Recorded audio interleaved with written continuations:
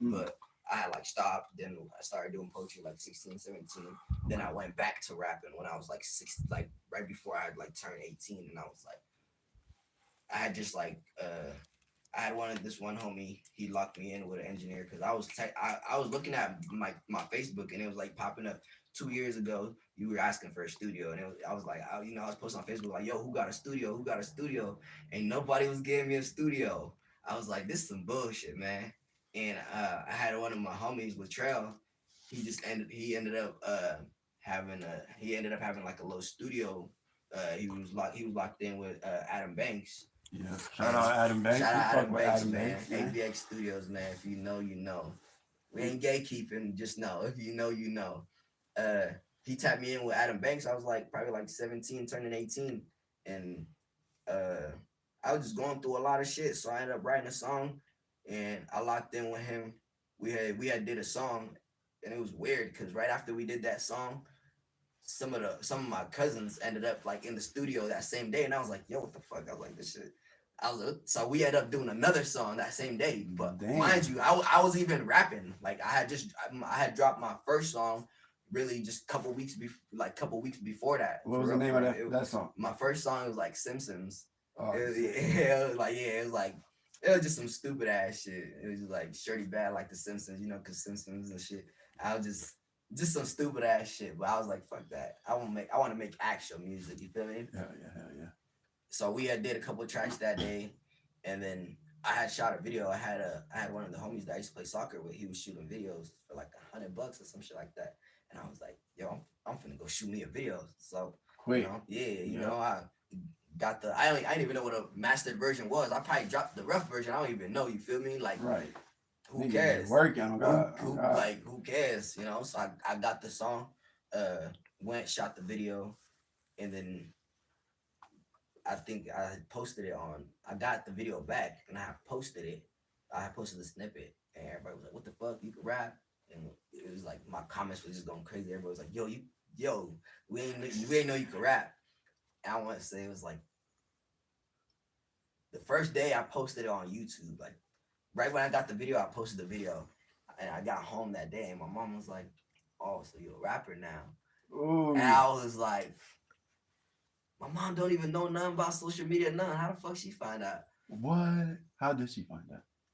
Cause all my siblings was watching that shit. I'm telling you, bro. And when I first started rapping, bro, like it felt like I was like on top of the world. Like Yes, I swear to sir. God, bro. Like I started rapping and it was like hella love. Like everyone was just like, "Yo, like you literally doing this shit." And I was like, it felt crazy, because Yes. when I go home, my siblings is watching the videos, they singing the songs, or I got other people like they're like, yo, like the people was actually tapped into the music, and at the time, I knew a lot of people, and I hung out with a lot of people and shit, so it kind of all the other shit that I was doing outside of music was kind of helping me with my music because how good the music actually sounded, and I don't know. I just was just taking advantage of the studio time and the music videos.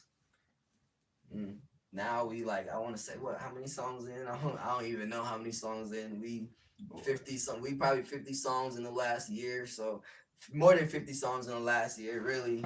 Man, you've been doing it for years. Yeah, I probably got like Bruh. I got a lot of You shit I one can of the drop right ones that now. I can say got a bank vault full of songs just like And that. it's not just songs. That's the thing. A lot of people's shit is just songs. It's like you hear the music and you're like, all right, cool, I heard it.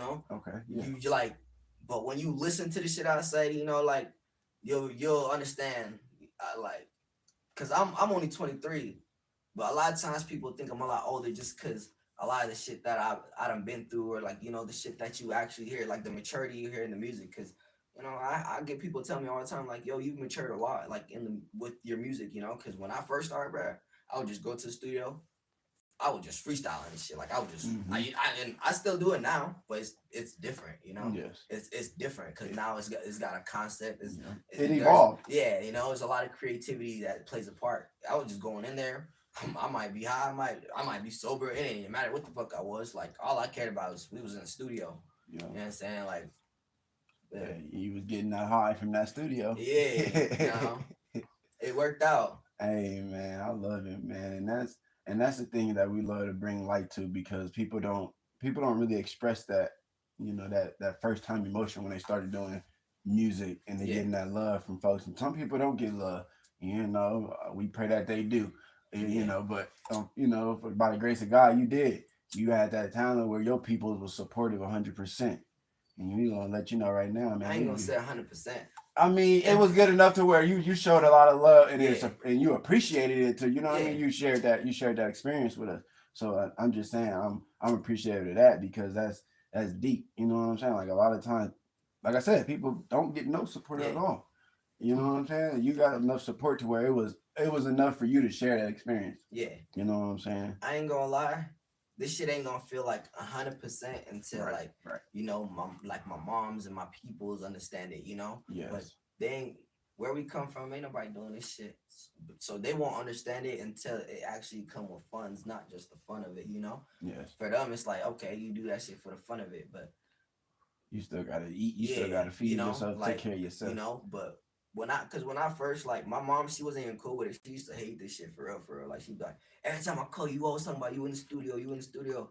And I had to explain to her like, yo, mom, like I could be doing anything else, like I could be out there dogging somebody's daughters or like hurting somebody's son or getting into it with the law or whatever. But every time you call me, what I tell you, I'm in the studio. This is where I'm safe at. This is my calm place. So if you don't see me for a couple of days or or I'm going for a long period of time, like, and I tell you like, and I'm not. It's certain times I ain't gonna answer my phone just because whatever I'm doing, I'm just I'm just not answering my phone for a second. But usually if it's my mom's, like yo, I'll let her know like yo, I'm in the stew or whatever. And she told me like we had a honest conversation like and I explained to her like my life, there's a lot of shit that happens that you probably never will have to see, and we pray that it's always good. It's always good shit. But Exactly. when I'm in the studio, this is my safe place. This is you should understand. At least your son is free. Like I'm not locked up, or I'm not. You're being productive. Yeah. Just they just don't. You can't make everybody understand this shit, but I just know in my heart it's like you know I won't feel like this shit is 100% until my people actually understand it, but they won't understand it until they good. Yes. But that's the plan. You feel me? Like Man, I love it, man. Regardless, I love it. I'm gonna say it's 100%, but you still working. That's all that matters. You still working. You still getting it in. Let's get back into your music, man. You said the first song you did was Simpsons. Tell me about that a little bit more. Like, I understand, you was at a party and you probably just talking about some bitch. Like you say, you talking about some bitch, and she look like Simpsons. Who did she look like from The Simpsons? First of all. nah, she ain't. It wasn't that she looked like Oh, okay, anybody from The okay. Simpsons. It was just she was bad as hell. Like she was bad, but she was also bad as hell. But I was just fucking with I was fucking with this little shorty, and she had some kids as well. So I was just like shorty bad, like The Simpsons. 22 with 2 children. That's the way how we live. Yeah, yeah.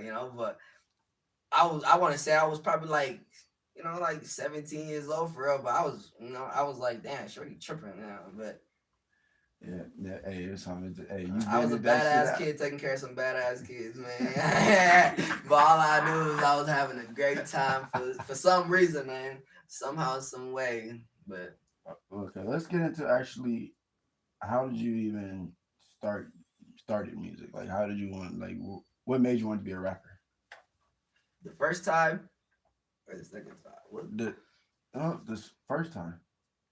First time I had one of my homies. We was living back when I used to live out in Magna and shit. I had one of my homies. We was like, I live right here, and my cousin lived next door, and they lived across from us. So it was kind of like just like a little triangle, like all of our cribs, and like we on the same Wi-Fi, all types of shit. And he just hit me one day, was like, "Yo," he was like, "Yo, we gotta start making some money." And at the time, I was like 14. I think he was like 15, and I was like, "What we gonna do?" He's like, "Let's rap," and I was like, "Rap?" I was like, "That shit sound crazy as hell." He was like, "Nah, I'm being dead ass serious," and he like started like getting equipment. Like we ain't even had paper for real. Like Yeah. like we was young niggas. We was still trying to get a little bit of increments here and there, but Right. niggas ain't really had no paper for real. But he still got like the whole setup, mic and all that, and was still shout out to Jack Smuller, man. I was one of the first niggas that was just like, let's actually do this shit. Let's rap, and that's my brother, like we've had our differences and shit, but that's my people's, and he was one of the people that actually understood like what we was doing with the music shit, and I realized how serious he was taking it, and I realized like, yo, I can't do this shit. I suck at this shit. Like you would hear the shit in the music, and you'd be like, yo, like some of this shit sound hard if it sounded correct, Yes. So I was like, I can't do shit. I told him, I was like, him and my brother KK, I told him, I was like, yo, I ain't trying to rap no more, bro. Like, we had a couple tracks, and I was like, I ain't trying to rap no more, bro. I can't even rap for real. Mm-hmm. So I stopped rapping for real, and then I think it was like a year and a half, 2 years later when I, like, because I was in that after that, that's when I kind of was starting to get into high school and shit and start, doing all the poetry shit, and then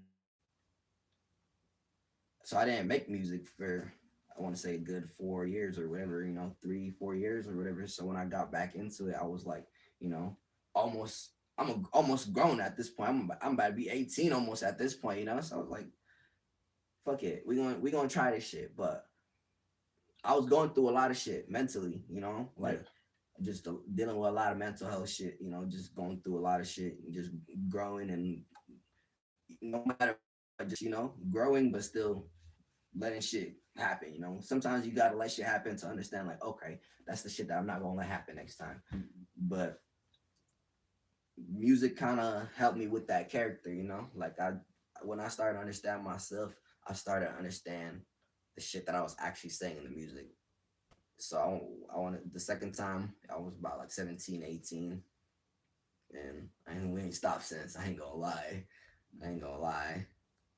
So in that time period, though, I mean, when you're dealing with that, that mental health and the trials and tribulations, and also providing emotion at the same time, like you Yeah, said, niggas is still on the go, and I understand with being outside and still being in motion because a nigga gotta have some type of paper, a nigga gotta have some yeah, type of something going on. And they can't be out here on stuck mode. We all have been stuck, chilling, yeah. posted up in the garage, in the basement, wherever, In posted the for garage. hours, chilling, not doing nothing. We didn't all had that experience, right? And then we leveled up. Now we want to do something. Right. So, what was your honest outlet other than music in that time when you were going through that? Damn. This shit gonna sound crazy, but shit, drugs, bro. Yes, I, sir. I was I was fucked up. I ain't gonna lie, skinny as hell.